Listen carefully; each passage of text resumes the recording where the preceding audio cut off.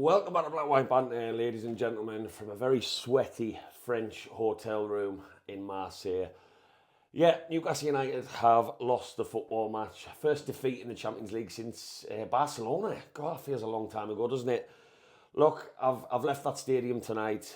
I've got some food. I've gathered my thoughts, and it's thoughts of disappointment. It's thoughts of Newcastle's the prize being there for the taking against the side that in my opinion, all due respect to Marseille, and I'll touch on their fans in the stadium in a second. My experience there, I don't think they're a great team. I really, really don't, and they haven't been great in the Champions League. And I think Newcastle could have taken them to the cleaners today. We really, really could have. But it's the self-destruct feeling. It's the errors. It's the individual errors. It's the collective errors. And it's also the response a little bit from me tonight that wasn't there, like what we saw against Man City. But look, going into this one, big atmosphere, and I'll touch on that very quickly now. That was everything I expected it to be, and probably a little bit more. Incredible atmosphere. And yes, we've heard all the stuff about Marseille fans and what Newcastle fans should and shouldn't do, and the dangers and the ultras. And I'm sure they have plenty in their fan base who aren't a nice bunch, but the atmosphere that they generate in that velodrome is absolutely incredible. Whether it's them singing from one side to another, that was incredible. The flag displays, the constant noise when they were 1-0 down, it was a real cauldron of noise. And for me, it was a book at this stadium, but it was also one of revenge. Everyone's got their own matches that stick out to them as like really frustrating, and ones that stick there as heartache. As a football fan, mine was Marseille 2004. Didier Drogba double. I can still see Hugo Viana missing the ball on the halfway line. UEFA Cup semi-final, second leg, just about to get to a cup final, and it's lived with us forever. And I wanted to come here and get revenge. That one wasn't meant to be, unfortunately. Look, going into this game, Eddie Howe made changes, which I'm all for. We cannot have a squad. We cannot compete in, 3 competitions currently without doing that. And he did. But he did change system as well. Jacob Murphy at right wing back. I understood that change because that allowed Livramento to play left back. Lewis Hall, not quite ready to play 3 matches in a week. And you want to keep Lewis Hall for that huge game down on Merseyside against Everton on Saturday. So this allowed Livramento to go up against one of their best players in Mason Greenwood. Murphy, he's played at wing-back before. We don't really want to see him there. But then he does offer something bombing forward. Then obviously a back 3. Dan Burn came back into the team. Shea, Burn, and of course the superstar Malik Chow. And my God, was he a superstar again tonight. You do lose a man in midfield for that, but Joe Willock came in, which was really interesting to see, with Gordon through the middle. So a front 3 of essentially Barnes, Gordon and Willock, and that was a total mix-up. I mean, I'm still asking questions about what Jacob Ramsey's got to do as the £40 million sign to get in this team. Alanga, that's a different story altogether. But you're looking at it and you're like, right, he's made some changes. Voltemada comes out. My God, if there is one Newcastle player who needed a break, it was him. And in that sort of atmosphere, you want to settle the crowd down early. You want to put a stamp on the game, and that crowd does not quieten down easily, as I've just mentioned. But you still want to get a hold of the environment you're playing in. Newcastle did that, and it was incredible. Lovely move down the right-hand side. Joe Willock involved, Tonali involved, who was here, there and everywhere in the first half for Newcastle. And Harvey Barnes, when you're a goal scorer like he is, you just, like strikers, once you score one, you get a feel for it, and you feel like everything you touch will turn into goals. And it was a lovely finish, instinctive finish, and we silenced so many parts of the stadium, and we've instantly got something to build on. Delighted. From there, Newcastle, I don't want to say we sat back. You expect a team of like Marseille, being the home side, to have plenty of the ball, and we just dropped off a little bit. We allowed them on, and don't get me wrong, a De Zerbi team, it didn't surprise me at all. He did it for Brighton in the Premier League against us plenty of times. He is a possession-based manager. He will try and play through the channels, but he'll happily have the ball in and around his back foot into his midfield over and over again. Bacola, for me, looked one of their brightest players. I thought Livramento and Burn as a pair were doing all right against Mason Greenwood on that side. But most of their threat, I wasn't worried when the ball was in front of us. It was from balls into the box. And soon enough, we got a let-off from a header that was put wide. Nick Pope makes a couple of routine saves. But Newcastle were always looking dangerous on the counter. And whether Eddie Howe wanted us to play like that, or whether it was a reaction to us taking an early lead, I don't know. But our just decision making wasn't there, and then our passing got worse and worse collectively, particularly out from the back, and we were the makers of our own downfall and surviving a little bit. But don't get me wrong, I think Newcastle win that football match if we take our chances in the first half. I think about poor decision making in the final third when we were on the counter, not making that final pass, not making the right decision. I think Bruno was guilty of one, Gordon was guilty of one. And then, Gordon has a couple of chances. I will collectively and forever say, and I know we don't have Yohan Wissa, and that's where maybe Anthony Gordon is being asked to play somewhere he doesn't even like playing.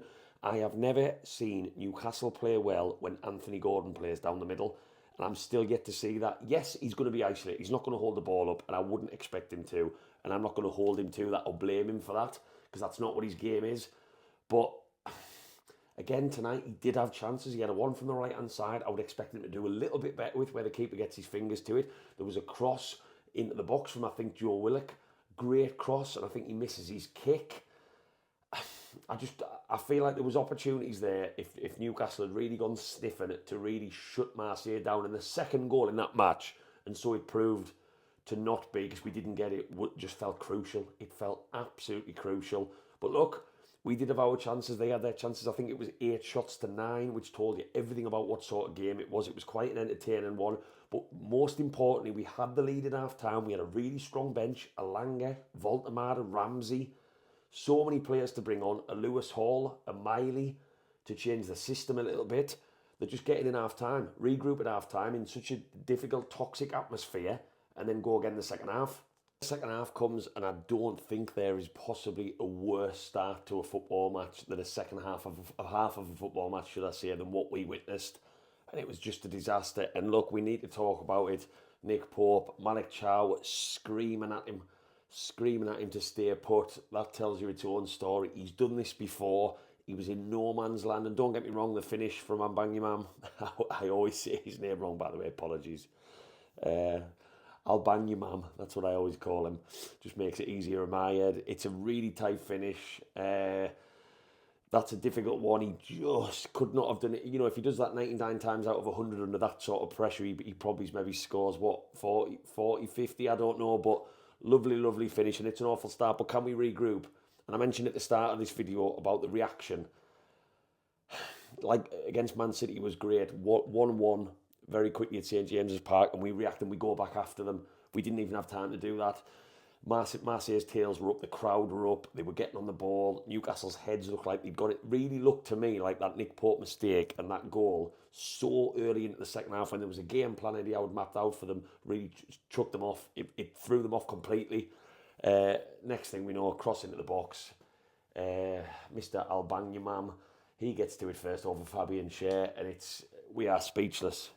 In the stadium, stood, all of us speechless, not knowing what's happened. Some people barely come back from the toilet, and it's just a disaster. But again, there's enough time in the second half to turn it round, and thinking about the first, there was so many chances. There is that ability to turn things round, and at that point, Newcastle never really got that response that I would have wanted to see, and that was a disappointing factor for me, I'll be totally honest. We didn't get back all of the ball. We didn't then start to make things happen, but before long, Eddie Howe makes changes. One of them from, again, I haven't analysed things properly from where I looked, it looked like he'd gone for Lewis Miley at right back. I don't know whether that's because, Kraft wasn't in the squad, there was an issue. It seemed a bit of a strange one, but Lewis Hall comes on. He adds balance and quality to that left-hand side as soon as he comes onto the pitch. But I totally understand, we have to take that one with a pinch of salt. Eddie Howe doesn't want to play him 3 times in a week. He has had injury problems, you have to manage that. But he adds a bit of quality there. Livramento goes off. Again, you've got to manage his minutes.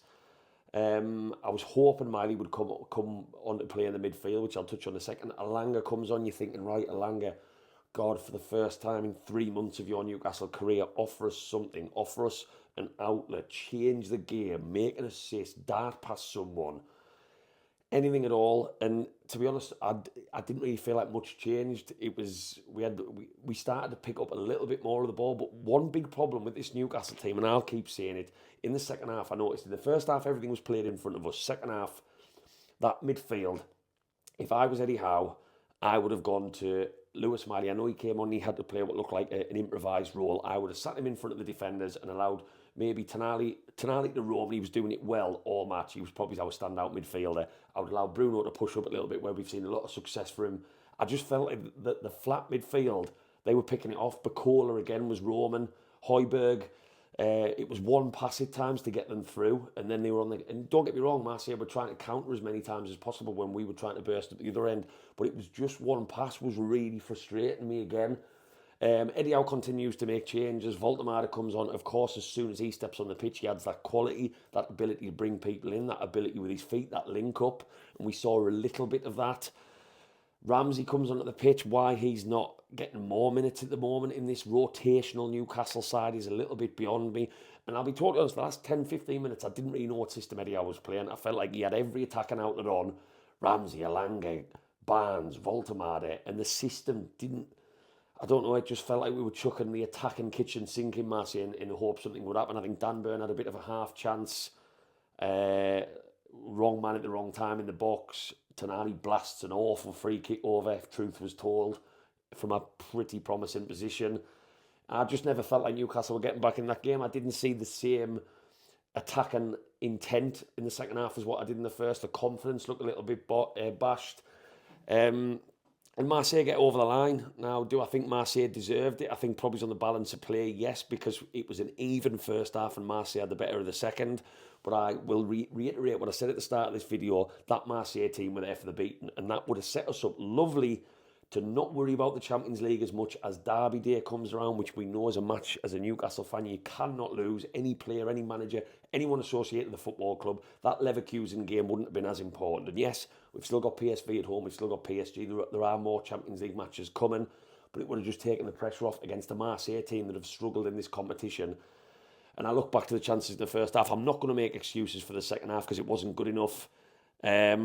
Now look, let's talk about individual performances tonight. You've got to start with Nick Pope, and I have been an advocate for Nick Pope because I think he's a very, very good shot stopper.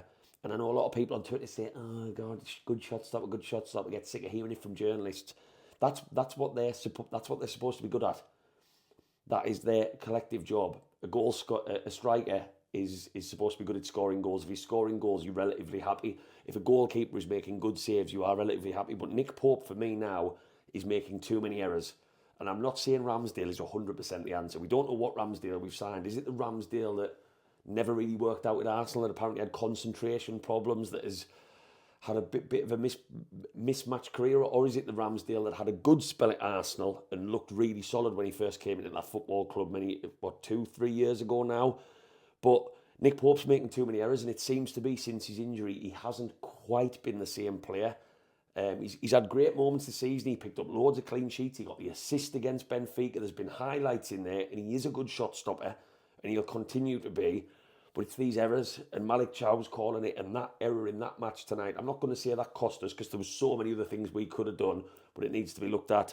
Other negative performances tonight, Anthony Gordon again. I'm not going to come down on him too much because he's playing in a position I don't want to see him in. But if you think about how he's played so far this season on the left, that hasn't been great either.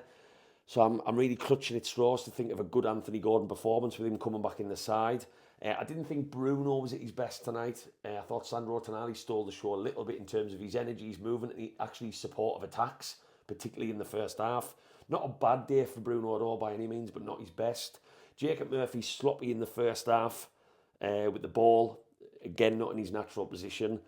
I'm not going to come down too hard on the defence because there was lots of balls chucked in. Everything was played in front of us in the first. What standout performance, if I had to pick any, I will give an honourable mention to Joe Willock, who a lot of Newcastle fans have pretty much written off. He came in on this right-hand sided role. It looked, for large spells in the first half, it worked. I liked his energy. I liked his ball carrying. I liked his athleticism. Yes, of course, he had more time on the ball than what he gets in the Premier League, but you can only play against what you're up against in the Champions League, regardless of how different it is to the league. It's one of the best competitions in the world. And I thought Joe Willock could be looking at maybe giving us something in future matches as an option off the bench on that right-hand side position. Him and Jacob Murphy offering something, yeah. Other standout performance for me, where it's got to be Malik Chow. Wow, that man is impeccable. And even for that tackle in the first half, that last-ditch tackle alone, that deserved more than the defeat he got. He is putting in fantastic performance after fantastic performance, time and time and time again. Brilliant. Other than that, I'm not going to single too many other players out for massive praise. Harvey Barnes, again, has looked bright. He looks a confident player, which is good moving forward, especially with his goal record. But look, that game was there for the taking. We pressed the self-destruct mode. the button. Eddie Howe's got some decisions to make now going into future matches. That Everton game on Saturday, let's forget about the Champions League now. That's done. We've still got some credit in the bank. We've got PSV still to play at home. A winnable game at Leverkusen up next. That's there. There's a lot of big matches, and we need to get an away win in the Premier League off our back before the derby in a couple of weeks. That is massive. The Everton game is massive, but there's a lot to be learned tonight. Eddie Howe did rotate, and I'm happy about that, and I respect him for that. But the goalkeeping situation needs to be talked about, because I know he has his favourite players. I know Nick Pope generally in his time at Newcastle for Eddie Howe and in all the success we've had has been nothing but reliable. There just seems to be a lot of errors in there, and I wonder whether Ramsdale, with his confidence, with the ability, his feet, is going to bring that in this Newcastle team, and he'll be thriving at the opportunity, chomping at the bit to get his chance. That Marseille team weren't that good. We should have got something tonight, at least a draw, but we should have taken some chances in the first half and pushed on from being 1-0 down. The response to us going 1-1, 2-1 in the second half wasn't quite there, and I wasn't too sure about Eddie Howe's system when we were pushing for things as well. I think he should have switched up the midfield to stop there, nullify them a little bit and almost play them at their own game. But hey, Newcastle fans, I need to get myself to bed. It was an awful way to get out of that stadium. I am shattered. I've had some McDonald's and I've got a flight back in the morning. Get down. Let us know your thoughts below about yet another away defeat, and this away form needs to sort itself out very, very soon. Keep the faith as always, Newcastle fans, and as always, away the lads.